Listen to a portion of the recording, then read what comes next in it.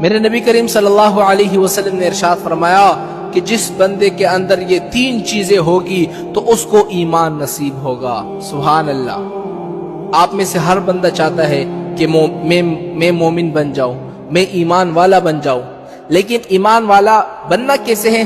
میرے نبی نے صرف تین چیزیں بتائی ہیں۔ وہ تین چیزیں بڑی آسان ہے، کوئی مشکل نہیں ہے، لیکن مشکل صرف یہ ہے کہ اس پر قائم رہنا ہے، اس پر عمل کرنا ہے، کوئی مشکل نہیں ہے۔ وہ تین چیزیں کون کون سی ہے؟ سنتے جاؤ۔ سب سے پہلی چیز یہ ہے کہ ان یحب اللہ ورسولہ، اللہ اور اللہ کے رسول کی محبت تمام کائنات سے زیادہ ہو۔ سبحان اللہ۔ کیا؟ اللہ اور اللہ کے رسول کی محبت سب سے زیادہ ہو کائنات میں، چاہے لیلا مجنون ہو، جو بھی ہو، دنیا میں کسی چیز کے آپ کے دل کے اندر اتنی محبت نہیں ہو جتنے میرے نبی کی ہو۔ ایک واقعہ سناؤ۔ ایک عورت تھی ہندا، اس عورت کا جو شوہر تھا، بھائی تھا اور بیٹا، یہ تین جنگ احد میں جنگ لڑنے کے لیے چلے گئے۔ اب یہ عورت جو ہے یہ مدینہ پاک سے نکلی اور جنگ احد کی طرف بڑھ گئی، تو راستے میں اس کو خبر ملی کہ آپ کا خاوند شہید ہو گیا ہے۔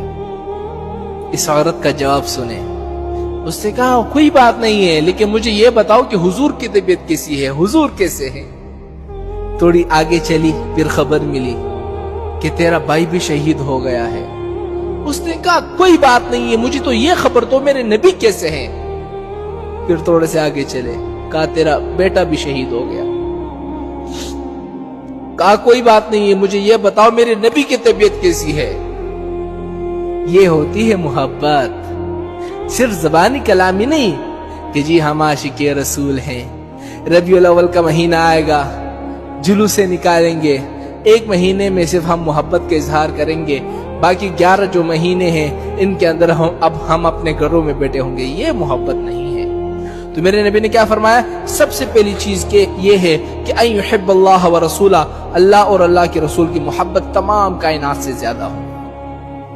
دوسری چیز کیا ہے کہ ان یحب المرء، مرد اگر محبت کرے تو اللہ کے لیے کرے۔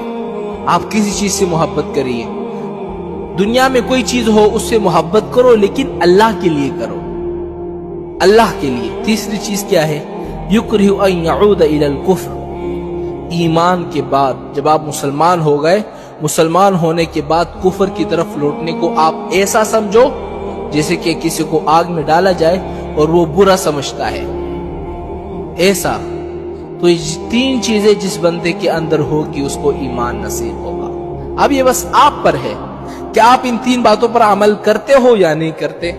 میرے نبی نے تو بتا دی، صرف تین چیزیں کر لو انشاءاللہ ایمان نصیب ہوگا۔